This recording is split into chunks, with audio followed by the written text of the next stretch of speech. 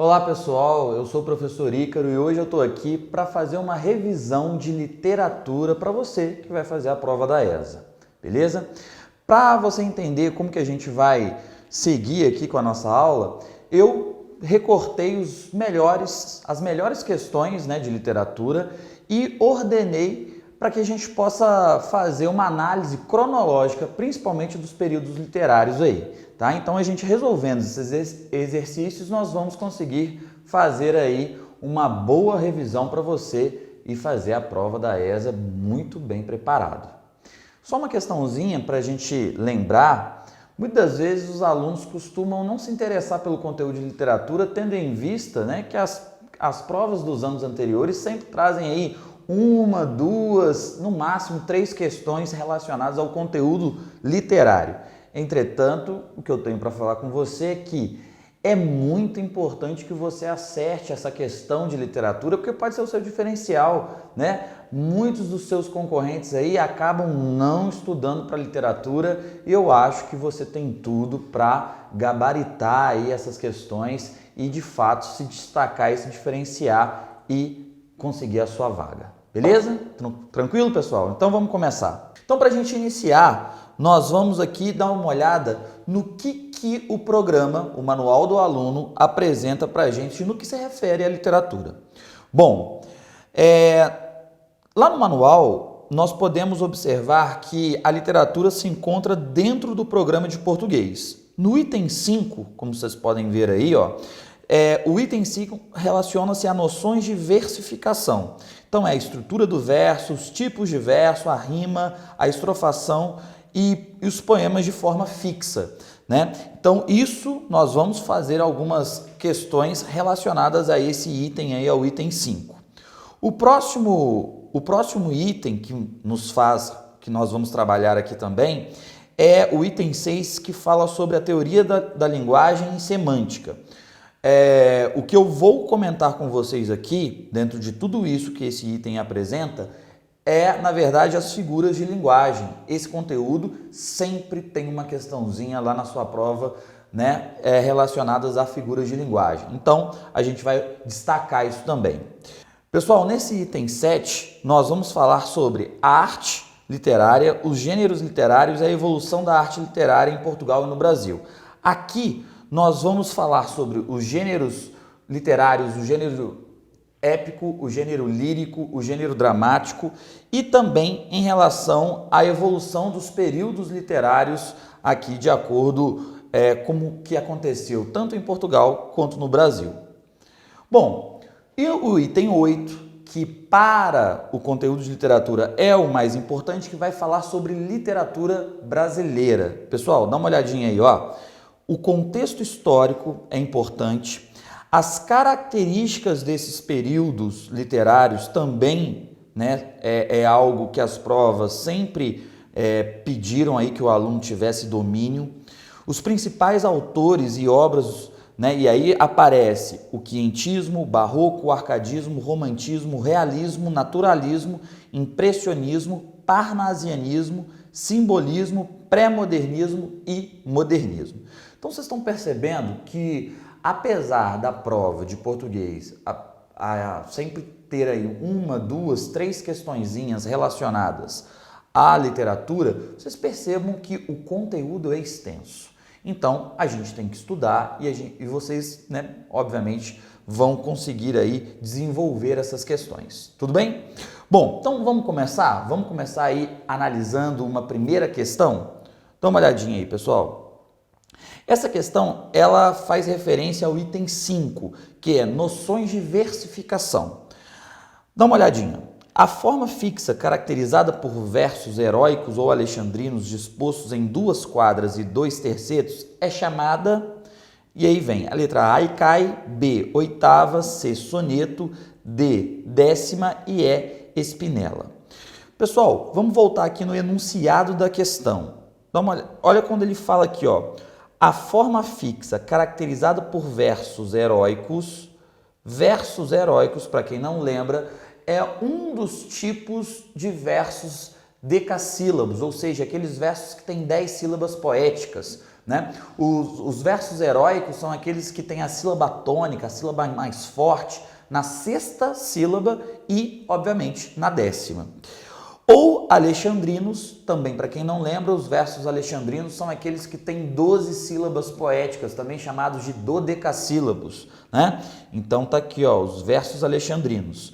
Bom, eles podem ser dispostos em 2 quadras e 2 tercetos. O que significa isso?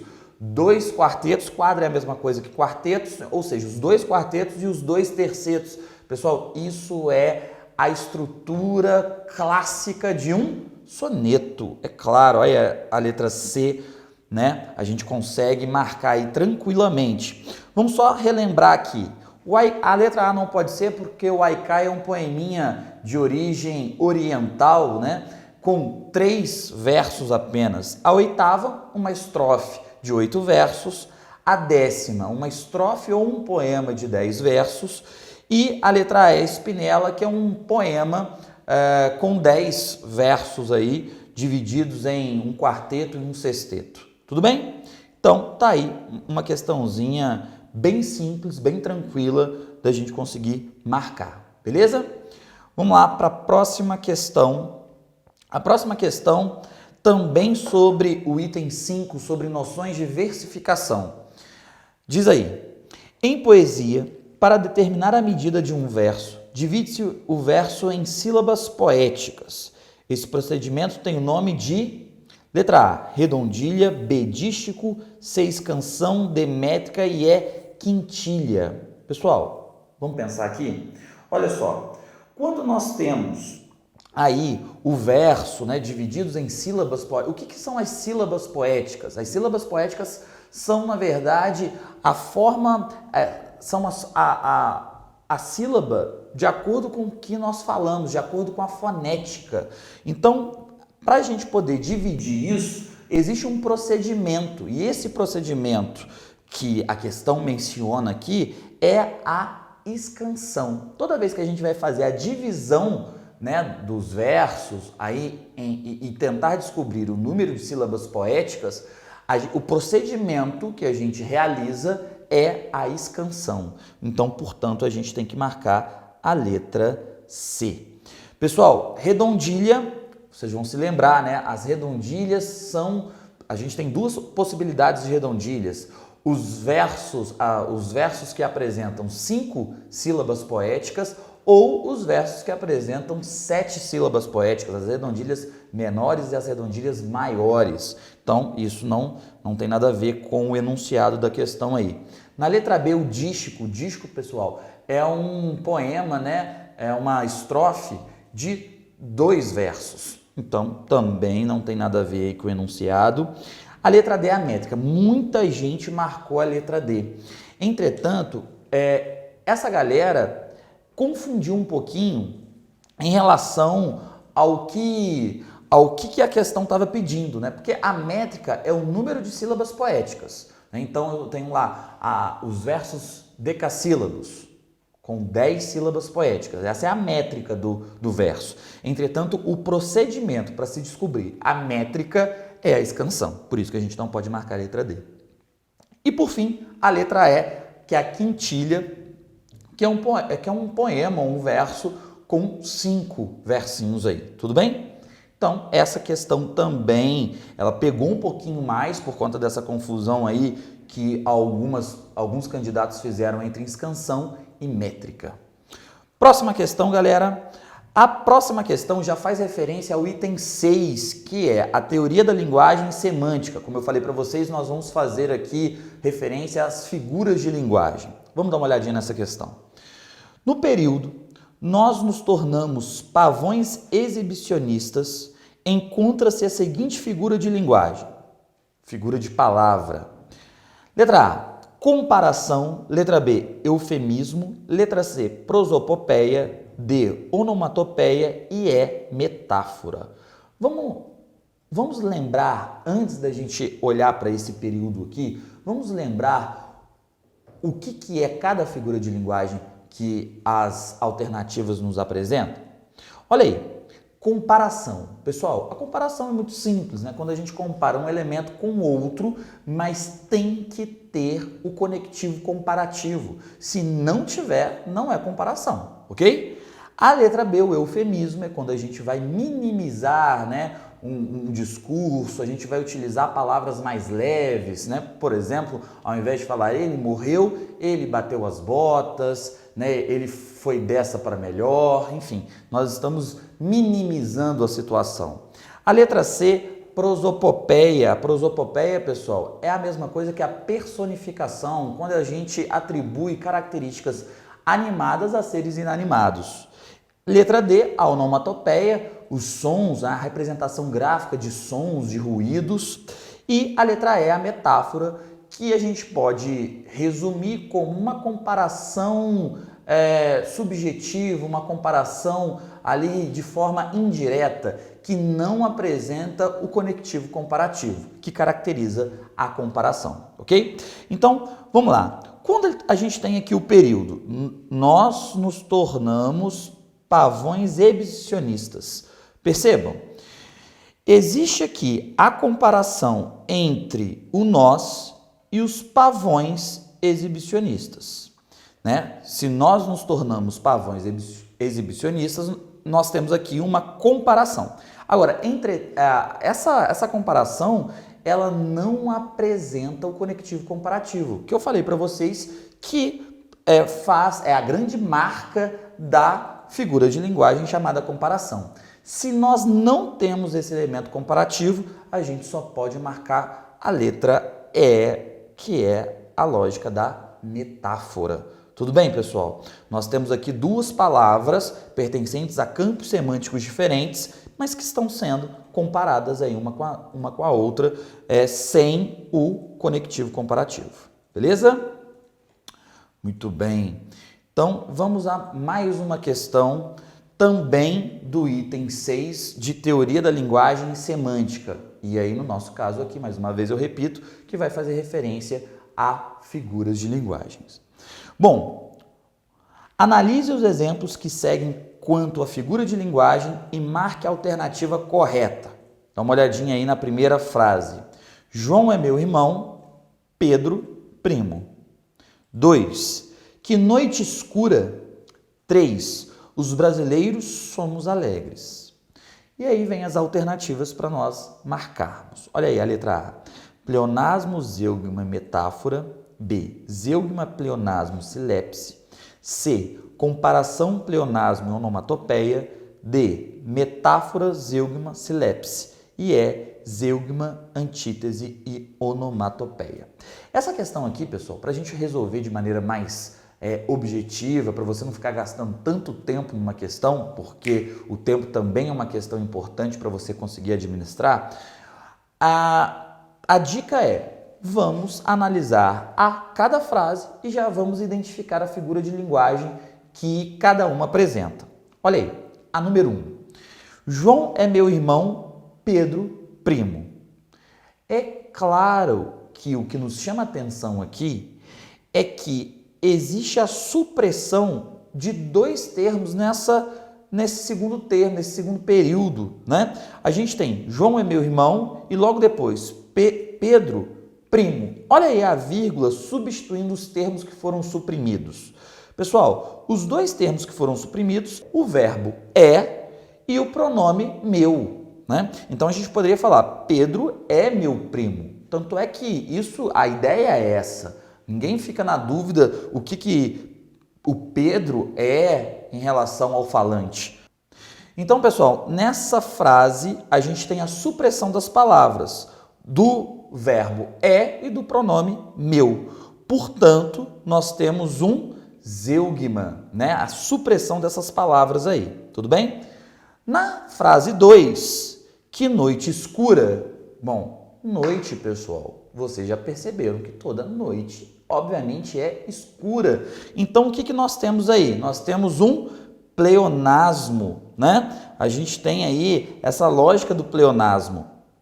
E a 3, os brasileiros somos alegres. Essa frase aqui é interessante porque o verbo somos, ele está flexionado na primeira pessoa do plural. Entretanto, o sujeito dessa frase, que é os brasileiros, está na terceira pessoa do plural. Então, de acordo com as normas gramaticais, nós não temos uma concordância adequada, né? Essa concordância se dá a partir da carga semântica. Por quê? Entende-se que o falante dessa frase aí, ele é brasileiro, então ele se inclui no discurso, né? Então a gente tem esse problema aí de concordância de acordo com as regras gramaticais. Portanto, nós temos aí a ideia da silepse, ok? A partir dessa análise, então, a gente só pode marcar a letra B, zeugma, pleonasmo, silepse. Tudo bem? Mais uma questãozinha de figura de linguagem, simples, mas que a gente precisa ter o conhecimento aí para marcar a alternativa correta. Tudo bem, pessoal? Perfeito. Vamos aí à próxima questão. A próxima questão, aí já mudando de item, agora a gente vai para o item 7, que é a introdução à literatura. Dá uma olhadinha nessa questão, que é uma questão sobre os gêneros literários. Olha aí.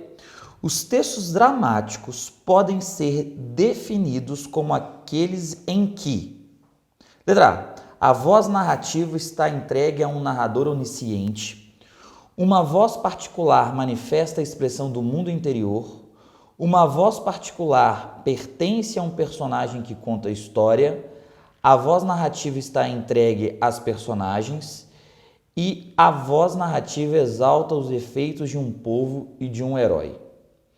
Pessoal, percebam que a questão pede uma característica sobre o texto dramático, o gênero dramático. O gênero dramático é aquele em que o texto é feito para que possa ser encenado, ou seja, que ele possa ser representado numa peça de teatro, ok? Então, uma das características mais fortes, né, desse gênero é o diálogo, né, pessoal? Que também a gente tem ali a lógica do discurso do personagem, que pode ser até um monólogo.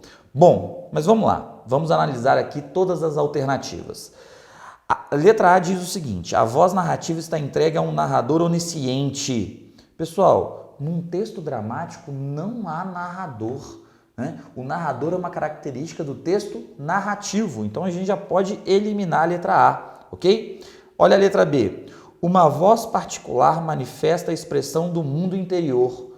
Olha que interessante essa questão. Essa alternativa aqui, ela está caracterizando não o gênero dramático, mas sim o gênero lírico. Por que o gênero lírico?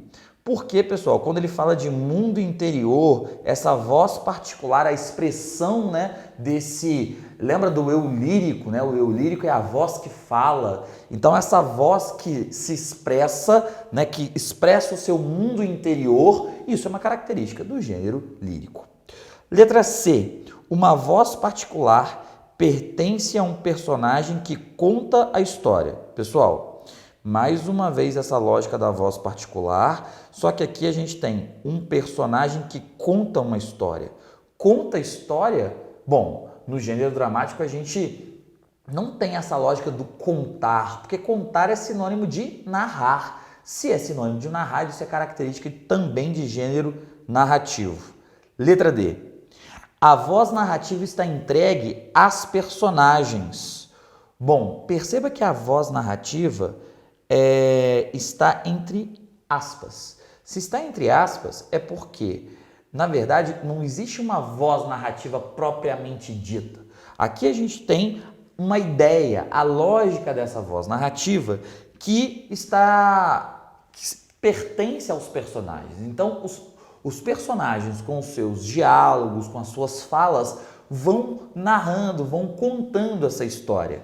Que, de fato, pessoal, é a grande sacada, a grande característica do gênero dramático.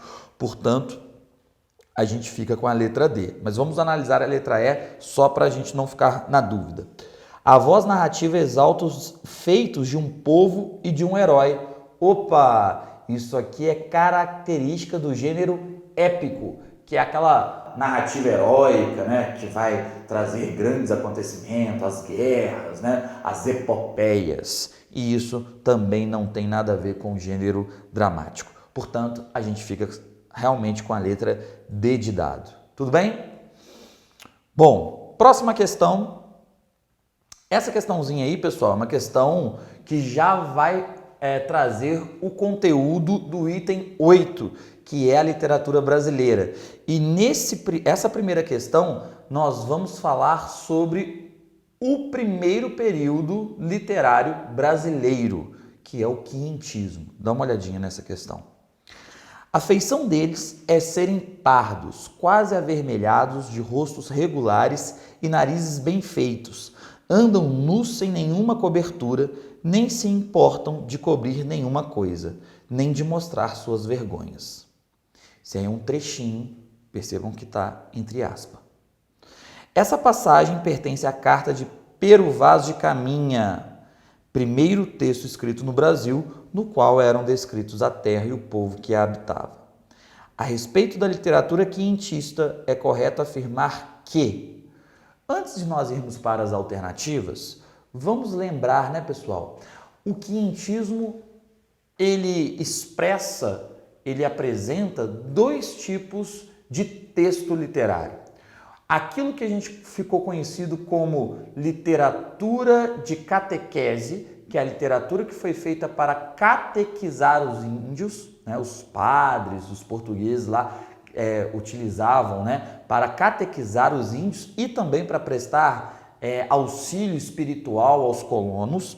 E o outro tipo de literatura produzida nessa época ficou conhecido como a literatura dos viajantes, que eram os textos para comunicar ao rei de Portugal, principalmente, o que existia aqui nas terras descobertas. Vamos olhar as questões agora, as alternativas. Letra A. Os textos dessa época têm grande valor literário. Pessoal, é fato que a literatura olha para esses textos. Entretanto, a importância, ela é histórica. Esses textos têm uma grande importância historiográfica. A literatura perpassa, mas ela é pano de fundo. O que esses textos representam para a nossa sociedade é uma importância muito forte em relação à história, até a origem, né, do nosso povo, como tudo aconteceu, obviamente numa visão eurocêntrica da coisa, mas a importância de fato é histórica. Letra B. Então, a letra A a gente vai eliminar. Letra B. Registra apenas o choque cultural entre colonizadores e colonizados. Eu sempre falo para os meus alunos ficarem atentos a essas palavras que, de alguma forma, vão trazer a lógica dos exageros. Exemplo: nunca, sempre, tudo, nada, né? E nessa alternativa nós temos aqui, apenas. Pessoal, literatura não é uma exata. Literatura é uma questão, está dentro das humanas. Então, isso aqui registra apenas o choque cultural entre colonizadores e colonizados. Isso não está certo e a gente vai eliminar isso aqui também. Letra C.